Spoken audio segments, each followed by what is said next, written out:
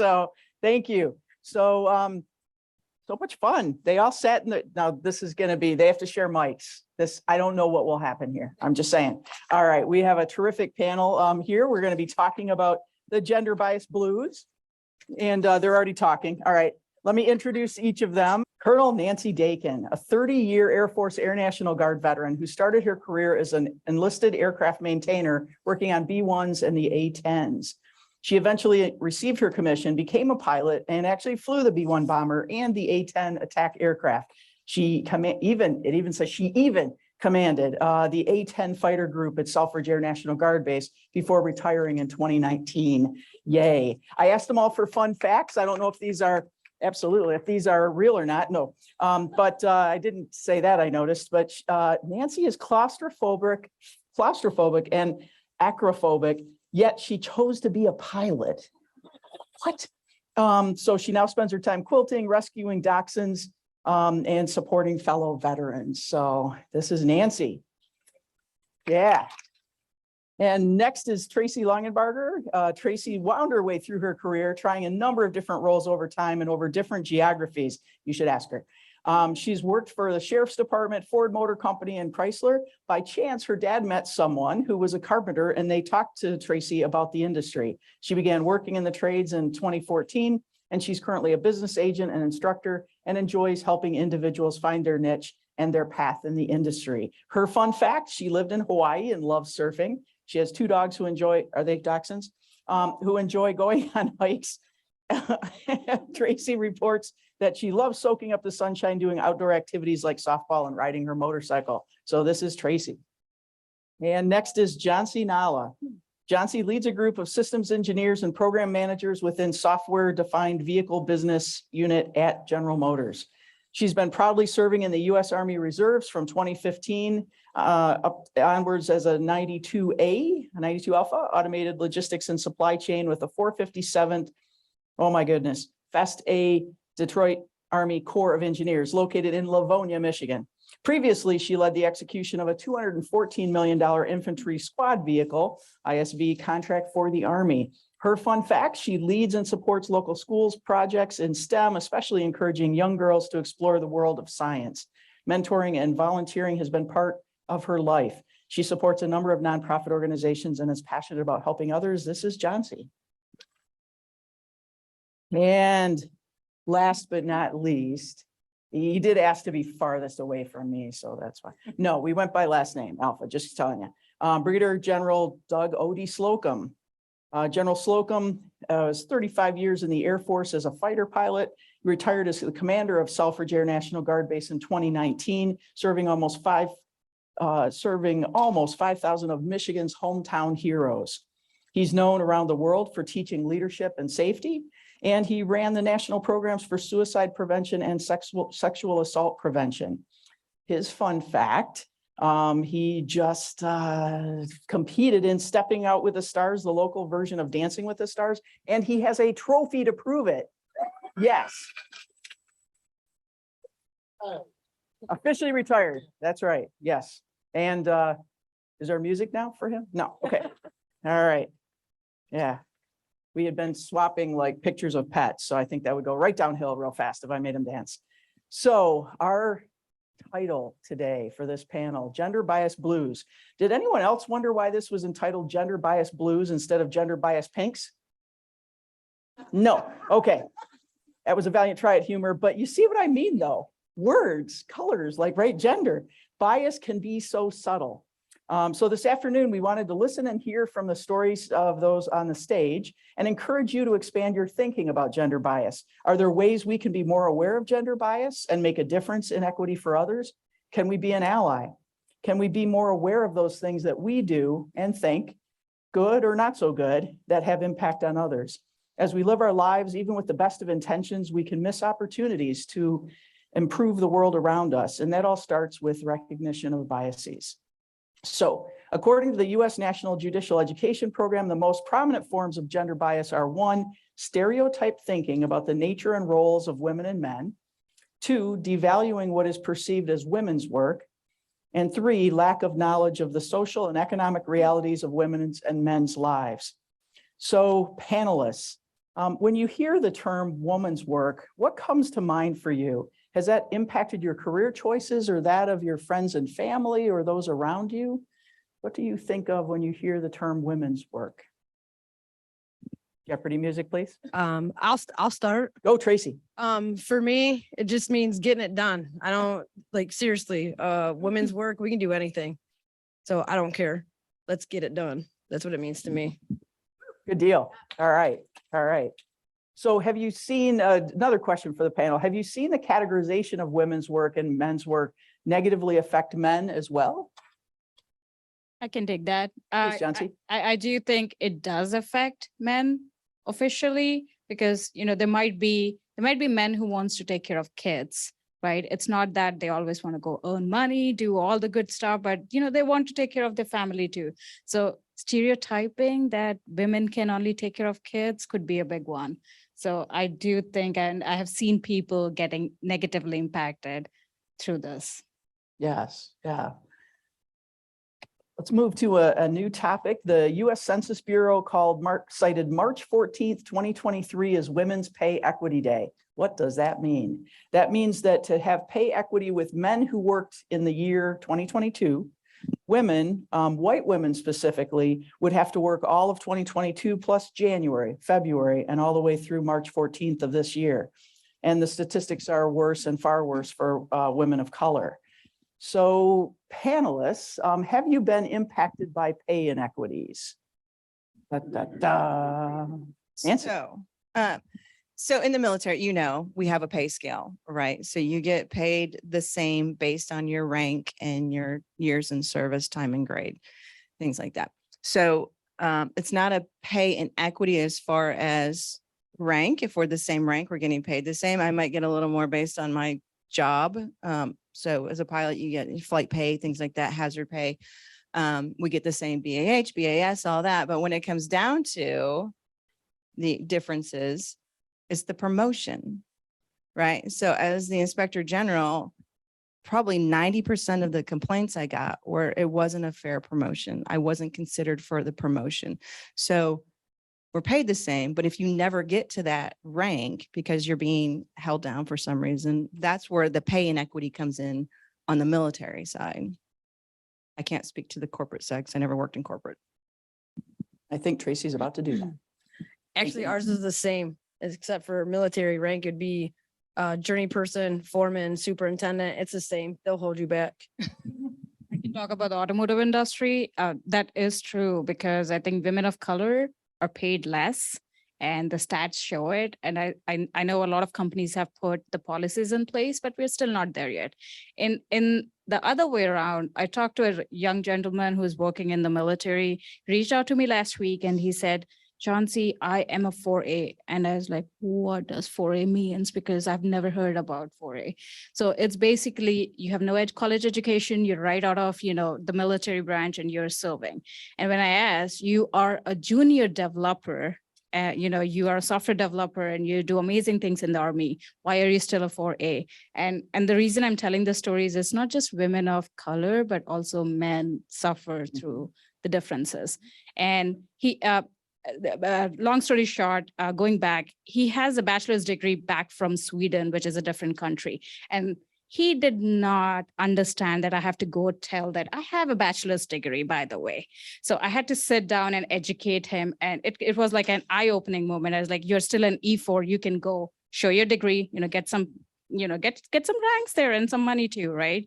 So the education piece is a little bit more important. Let it be, you know, women of color, men, but also we need to have some policies and some strict rules put in place to support women of color so that we can raise them. You know, I think, you know, once again, 35 years in the military, we had the military pay scales, and I probably will go back to what Nancy was talking about a little bit with the promotions. And where my mind went with that discussion was when we had female pilots, when they would get pregnant, would end up obviously not being able to fly high G performing ejection seat airplanes for a period of time. And how many of them ever successfully reintegrated back into a career, onto a career path in the military's mind? And I honestly can't think of one right now. Of course, small sample size, but yeah, there's a difference seriously in gender. Wasn't just pilots. That is most women I know in the military. Once they have become pregnant, decided to start a family, they are invisible. That's a generalization, but it was pretty much true with all occupations.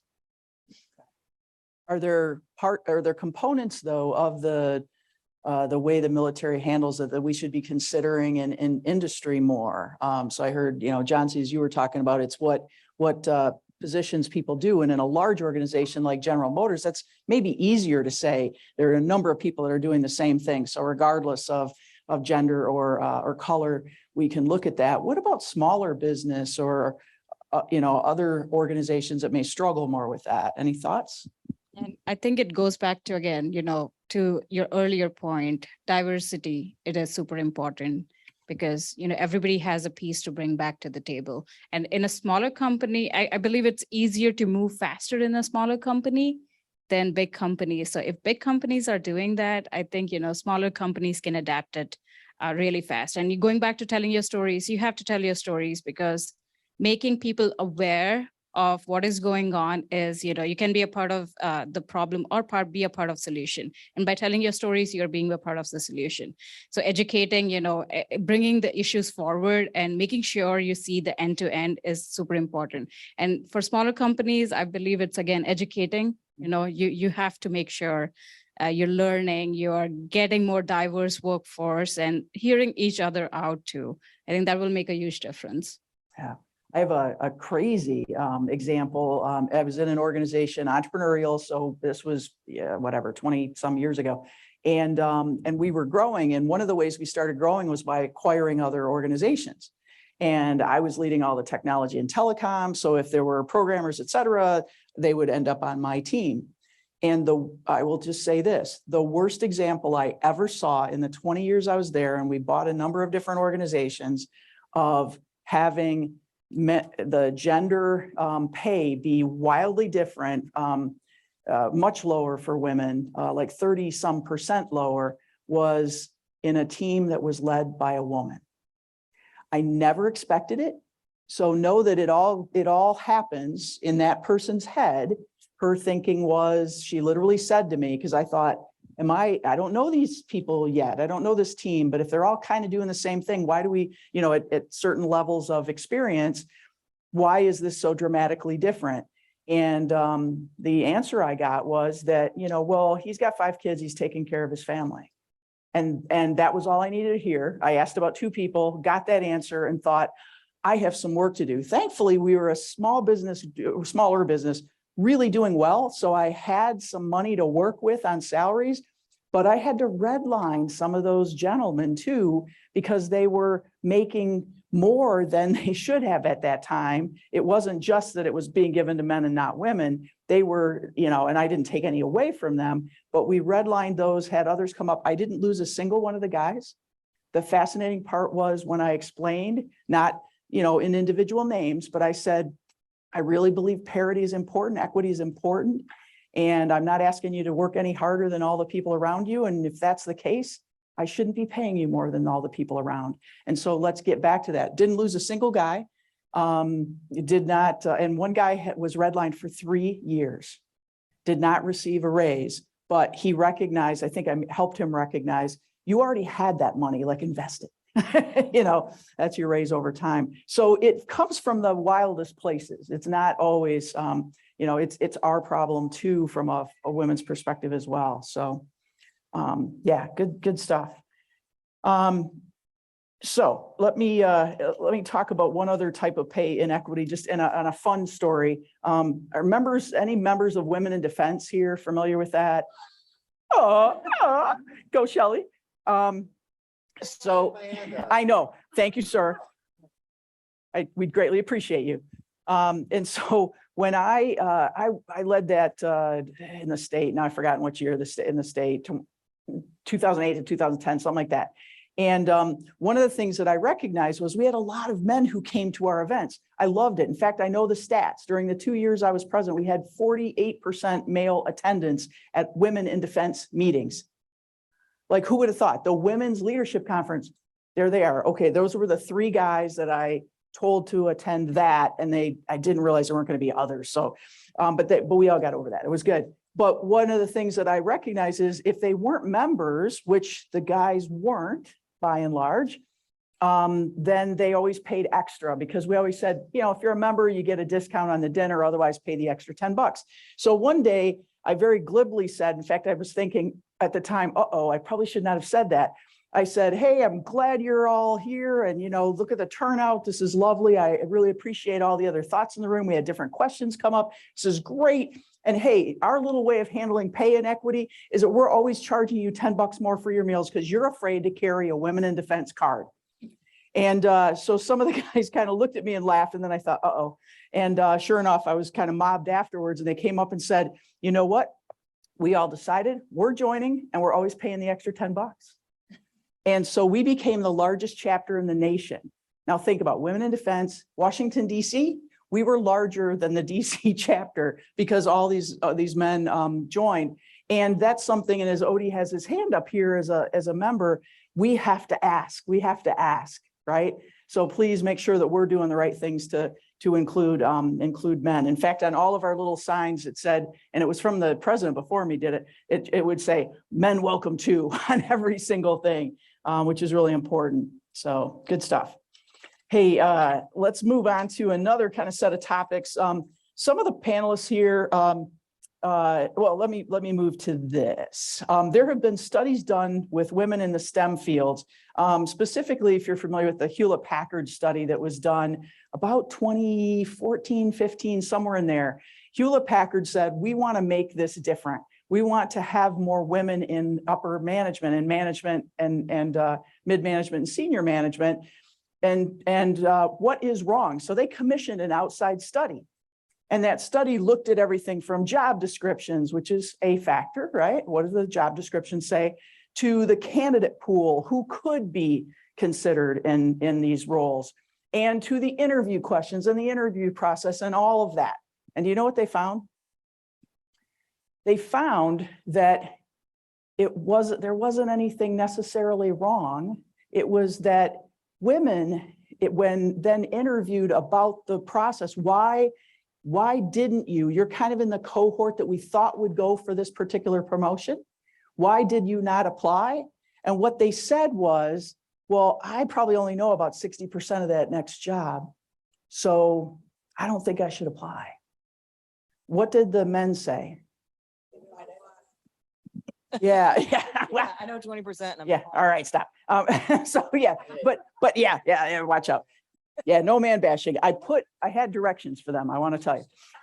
And we failed already. So, but I think the amazing thing was, yes, the men tended to say, oh, I know I don't have all those skills, but it's okay. I will learn them. So that's something for us to think about. Sometimes it's all between our ears and we're not saying, no, I could do that. Why not? Otherwise, like Tracy and Nancy, I think have already said, we can do that, right? So remember to put on either your confidence hat, or if you don't have confidence, what should you have?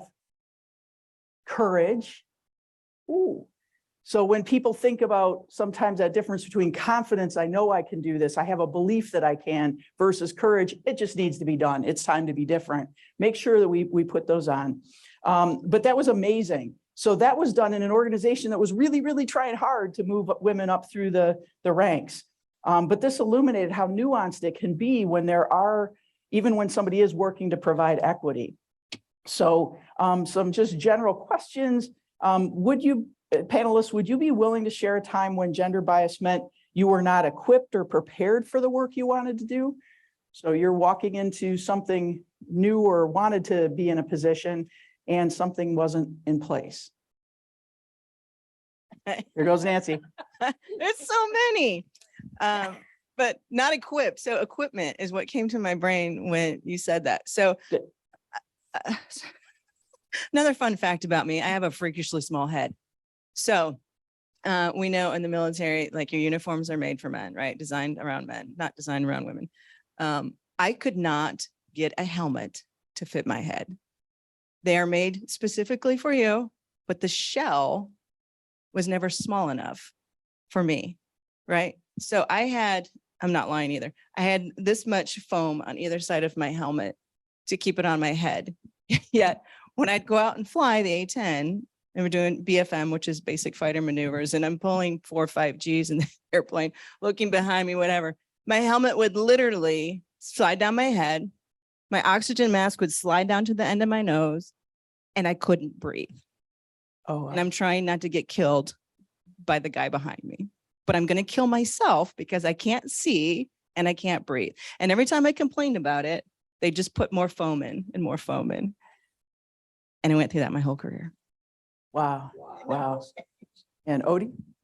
Well, since you went down that topic, let's continue with that because it was one of the things when Amy and I were discussing.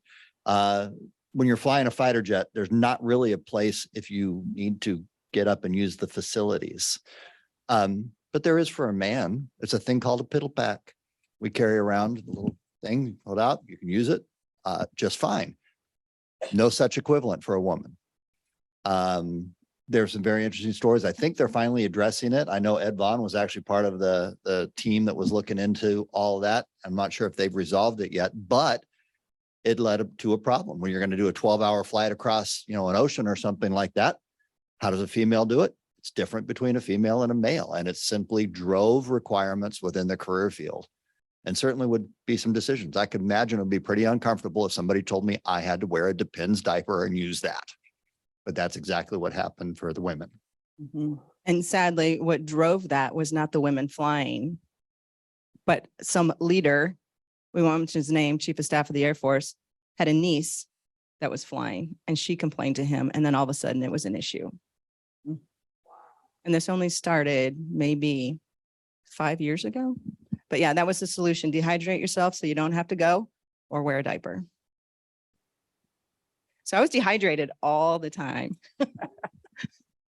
Yeah, Mary Fike, who passed away a few years ago, flew almost every aircraft in World War II. She was helping to develop the training programs, and she was the first woman to ever receive who was Orville and Wilbur's Wright maintenance officer,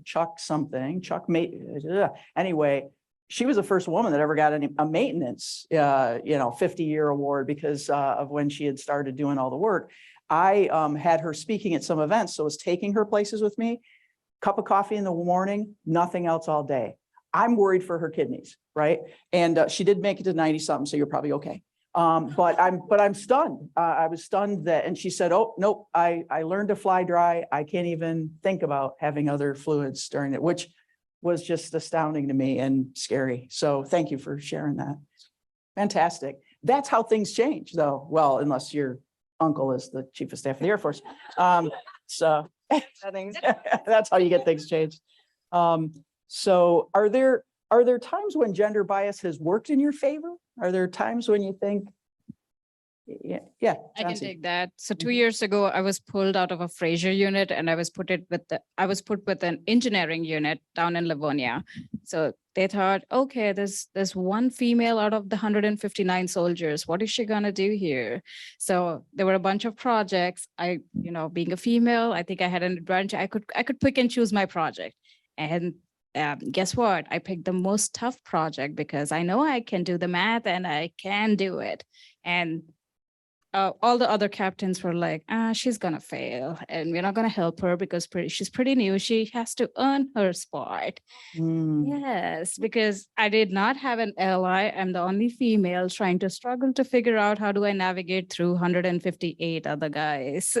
So did the math, did my project folder within a day, whereas the team used to take at least 6 drills to do it. wow. They did not believe me. They repeatedly checked it. And I was like, I can do the math. If you want, I can train you. And that was a big shocker for them. And I remember, when I was picking up the folder, and I think Shelly and I had this discussion last year. I was telling Shelly in one of my call that, hey, I don't feel I belong here. I look different, my background is different. I'm having a hard time fitting in. And, Shelly told, you don't have to fit in. You can be a unicorn. And I still use that. Mhm. I can be different and I can deliver. And every time I have a challenge, I think that and I prove myself, not for the sake of proving it to the guys, but proving that, hey, yes, girls can do math. So that came to my favor because I was only female and everybody was like, hey, looking to challenge me. But at the same time, I know I could do it. I picked up the toughest project and made it happen. Oh, that's great. Good for you.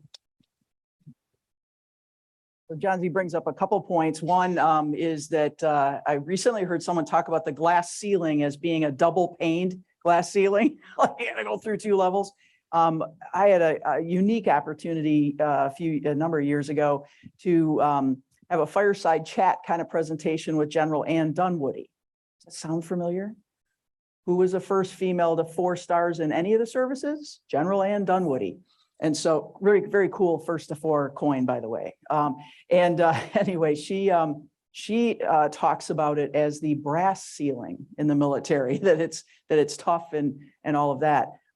Just know that, we all have different ceilings we have to go through. Remember my presentation, I talked about hitting the ceiling, like they're there. Our goal is, and I think listening to John Z, whether it's confidence or courage, take it and run with it, right? So that's pretty cool. John Z, you also brought up allies. So panelists, are there some times when you've been an ally or needed an ally? I guess on any of those sides. General Slocum, I think of you and the work that you did with the sexual assault prevention programs and things like that. Are there times where, an ally is really what's needed? Well, an ally is always needed. Yeah. I mean, you don't all the way from being a wingman in combat and everything on down. But, as I've learned through my career, one of my first questions to any problem is who's on my team. And that made me kind of think, so I spent, when you think fighter pilots, of course, most people think Top Gun, Iceman, Maverick, stuff like that, warheads on foreheads and being a badass. Pardon me, don't record that. But I spent a large part of my career in the safety career field, where I actually earned the name for a while, the safety softy, because I would always show pictures of my daughter and talk about human factors type of things. And I think one of my greatest career accomplishments is saving lives. And that's why I was very proud of. But, back to those programs, we'd sit in conferences and it was not a very diverse audience. I think you've touched on, when you look at from any demographic you want to look at, it became very valuable to me early on to make sure that, however you want to look at it, so I could surround myself with people like me. I could think I'm brilliant. Off we go, thinking in one way. But if I surround myself with people with different backgrounds, different ways of thinking, and different experiences, and to me, one of them was just simply age. I would get young people around me to give the perspective, because I figured out very quickly that as older I got, I'm not in the bell curve anymore. So I need some perspective from other folks, but, especially in the safety career field, I would purposely go and seek out women's opinions on certain things because the way they looked was different than the way men looked at problem solving, at issues, at especially marketing and communication. So it became very valuable to me from that perspective to be able to garner those inputs from others, especially people that are different than me. Yeah, great. Thank you. Other thoughts about being an ally, asking for allies? Go, John C. Need more of you. So I have a good I have a good story to share. So I was asked to come to Troy High School to talk to the kids about the military service and you can have dual career. And I was like, why is Troy School inviting me? And this is coming from my boss, who's a typical white man who's been in the industry. And, he's like asking me, go to the Troy School and talk to the kids. And I did not understand why he was saying that. And if you all know, Troy has maximum Asian community. And I keep telling everybody that Asians have one thing, you have to be a doctor, engineer, or failure, right? I didn't want it to be a failure. So I went to engineering as my background, or, as my trade. And I started the same way as I told you right now. And the kids were like, yes, that's what my mom says, Shansi. And I said, you can also offer military. And they were like, I've never heard any of the women who's coming, who's of Indian descent, being in the military. And that was a big shocker for them. That kind of opened my eye that, my boss was my ally. He's pushing me because I'm super passionate about, helping young girls in the world of science and STEM. And he said, go talk to them.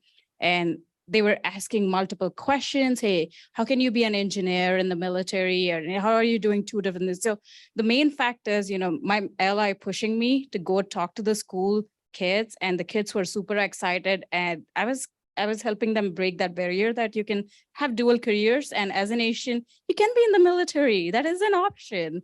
So I just wanted to share this fun story with everyone. And sometimes being an ally is just being there, right? Otherwise, we call it role model. I always say, are you a good role model? Yes or no? That's not the question. Unless you're living under a rock, you are one. So it is about a good role model, not just being a role model. But yeah, allies are important. I think for only a couple of the panelists, I told you a little bit about some of the other things that they do in their communities. And I want to hearken on that for a minute. The way anything changes is by bringing it up, right? By first being able to make the case for change or decision to be best, right? Doing something that makes people realize it needs to be different.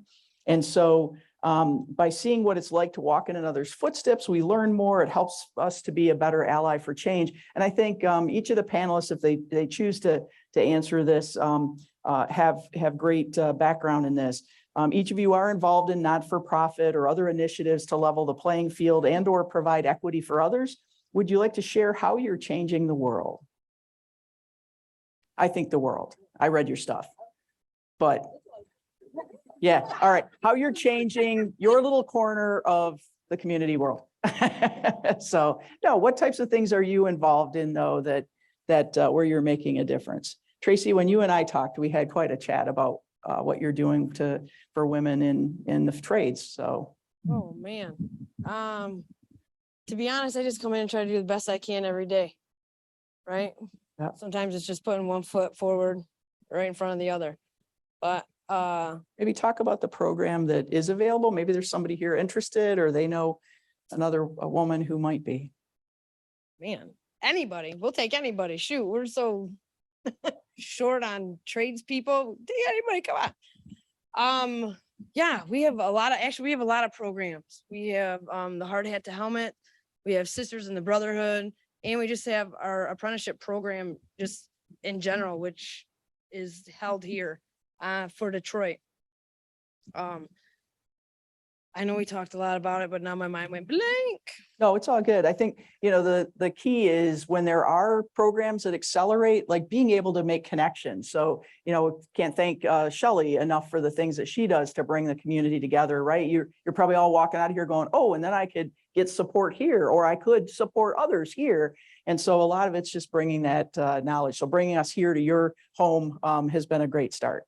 As she was saying, we go into the schools, we talk to the young ladies and the young men that are coming in because they don't know about the trades. Mm-hmm. So that's huge right there in general.